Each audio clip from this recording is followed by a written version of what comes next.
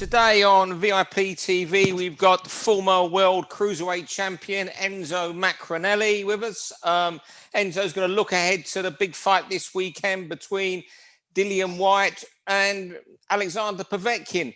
Dillian, give us your take on the fight. I'm sorry, Dillian. Enzo, give us your take on the fight. It's an interesting fight. It's a very interesting fight. You know, it's sort of it's a crossroad fight for Dillian. It's make or break really, because you know you've chased this title fight for so long. Was on the cusp of it, and Alexander Povetkin put an end to all that. So it's a very interesting fight. It's a very interesting which way Dillian's going to approach the fight.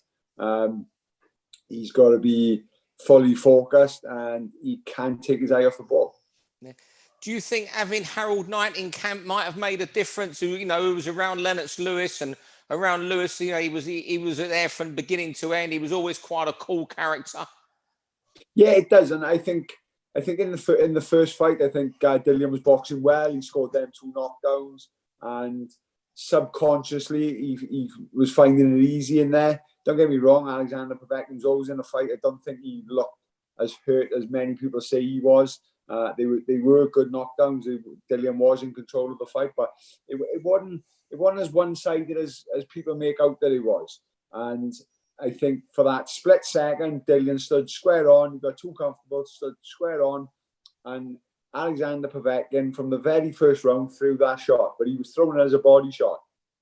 And he seen Dillian stand square on. He must have thought all his Christmases come at once. He slipped to the left to throw the body shot, and he just brought it straight up the middle. It couldn't have been an easier shot to throw against Dillian at that point because of the way Dillian was standing. And that was just took his mind off the game, lost a bit of focus, and hopefully Knight will keep that focus with him throughout the fight, because Alexander Povetkin's a dangerous man, 41 years old, 2-time Olympic champion, ex-heavyweight world champion.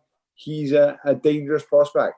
Do you think, Dillian, even if he wins this weekend, do you think it's still a long way back down the queue now? Because before he was WBC #1, now it's unlikely he's going to get that position back again. And he's going to be hoping purely just for a voluntary that maybe Fury and Joshua falls through, and he luckily gets a voluntary against Joshua or someone, isn't he? I think it all depends on Saturday night how he looks more than anything.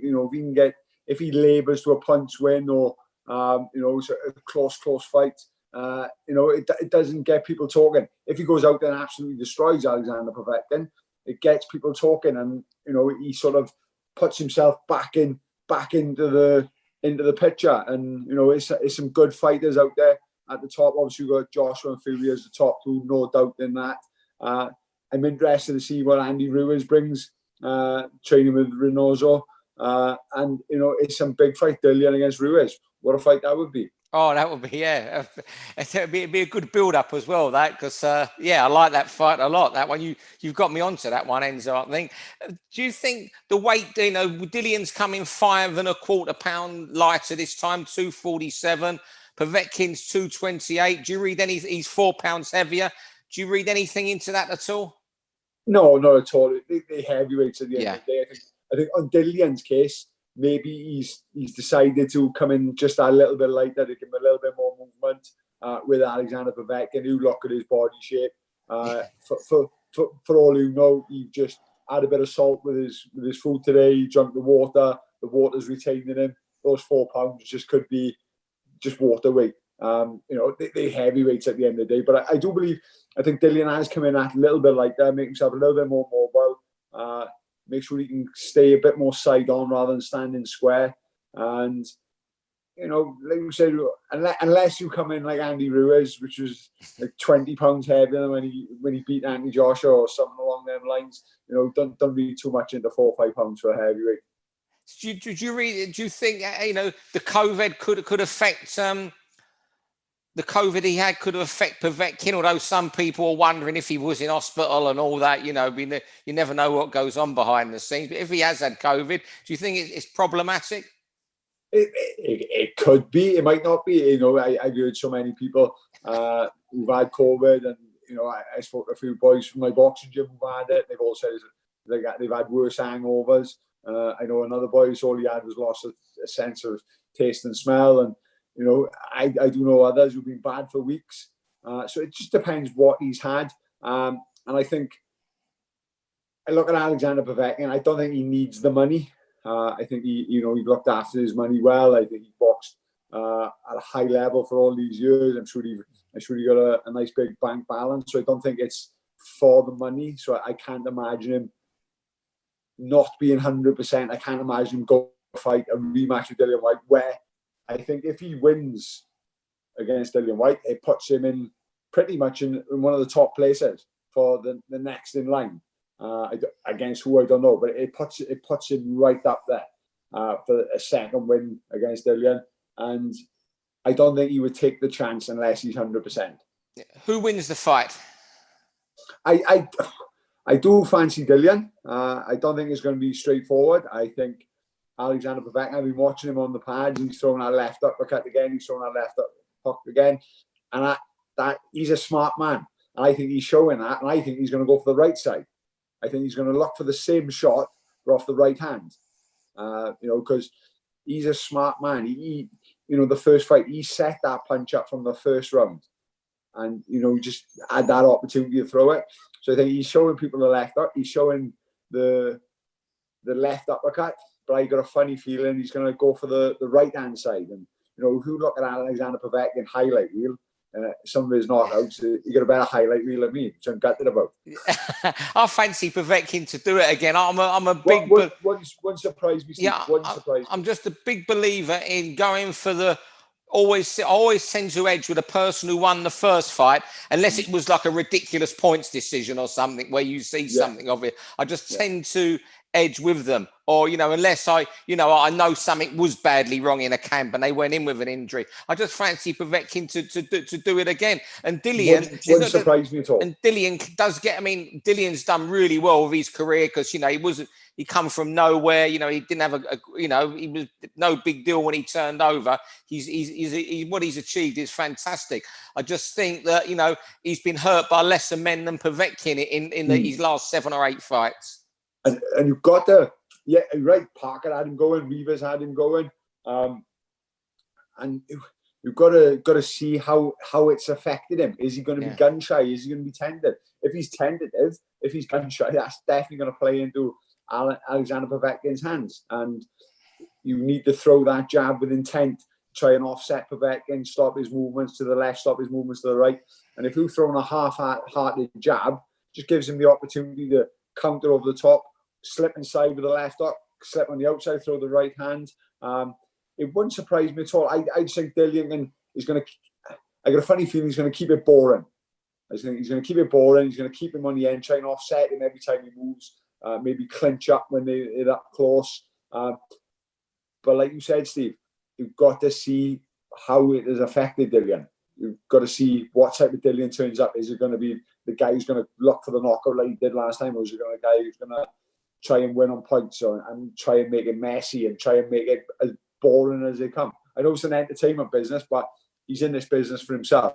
He wants the win. It is. I'm leaning 60-40 in Dillian's favour. Wouldn't surprise me the other way around. I'm a big fan of Alexander Povetkin, always have been. How can you not, when someone can punch like that? How can you not be? So before we let you go, how's things going with you? Any news when I know you do want to fight again? Any news on when it might be, or what? Is it going to be like this summer? Is it going to be later in the year? I'm hoping. I'm at the point now where I'm ready. I've been messing around, not messing around, but I've been umming and ahhing and seeing what I can do in training and stuff like that. But now I actually feel ready. My weight is back up. I feel strong. I feel fit. And I feel just as explosive as I've ever been. And, people said to me, as good as you was new prime. My prime was 26, 27. I know that. But I'm telling you now, I'm better than what I was 10 years ago. Especially when I fought Mackenzie, I'm better than that. I'm doing things differently. I'm eating better. I'm stronger. And I think the light heavyweight sort of weakened me a little bit. It was... I was good and I'd done well. I nearly won a world title, but I'm back up in weight. I feel strong. there's a new arena in Swansea opening Yeah. in the summer. I'd love to open it, but I'd love to open it with something decent. So obviously, I like to have one first. Yeah, Some Hungarian. That's what we needed. some Hungarian champion road sweeper. Get me out, see how it goes, and I might do a bit of sparring. I might have that fight against a nobody, and I might come out of the ring after and think, nah, I haven't got it, and that's the end of the story. But I do feel good. I feel strong. I like to think I'm pretty smart, Steve. And you've got to find out. If it's in you, you've got to find out. Yeah, and I look at the landscape, and when I was younger, you mentioned me. I think Frank has openly gone on record. Enzo's the only fighter I've ever had who just never turned anyone down. Yeah. I didn't believe in that. When I look at some of the fighters today, like Crawford and Spence, or 50-50, or my God, just accept the fight, just take the fight, and that's what I did. So get one out of the way, see how I feel. I definitely got a few in me.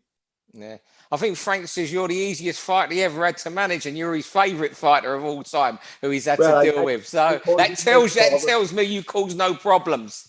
Well, no, I remember when I boxed Alexander Frankel. Frank actually tried to get me to sidestep Frankel, because at the time he was pretty much the baddest man on the planet. No one wanted to know him. I think he had 27 knockouts in the first 2 rounds.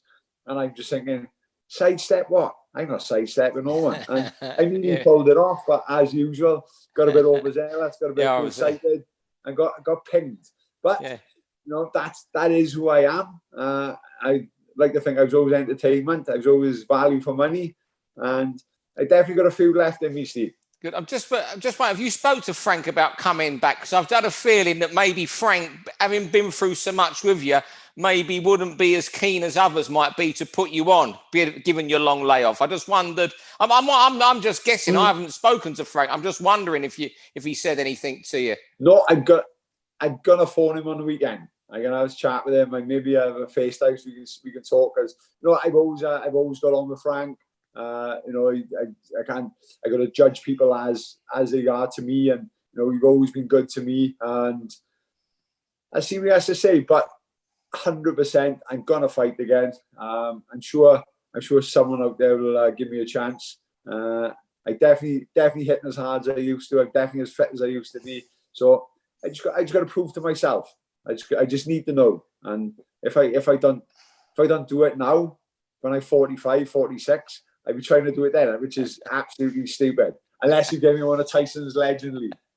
And before we let you go, I don't know what the rules are in Royals. Are you allowed to open your amateur gym again from Monday now? Like here, what's the situation? No, April the 12th. April the 12th. I'm curing. I'm lucky in a way that I got 2 gyms next to each other, so there's like one bigger, one smaller, sort of like one with an overspill. So over the lockdown, I've been lending certain boys the key, so they can go up there on their own. I made it quite clear you have to go on your own unless it's with your brother and live together. In your bubble, yeah. So I said, look, you have to go in on your own, but it's just kept some of them occupied. It's just kept some of them on a straight and narrow. It's been so hard for everyone, Steve, and I'm lucky enough. I got good boys. I trust them. They know not to leave it in a mess. If I go up in the morning and do my training and it's a mess, or the phone calls will be coming at them. Enzo, thanks very much indeed. Been tremendous speaking to you as always. Cheers, Steve. For all boxing info, news, and latest interviews, amateur and pro across the north, click and subscribe. VIP Boxing Promotions. Also, Twitter, Instagram, and Facebook.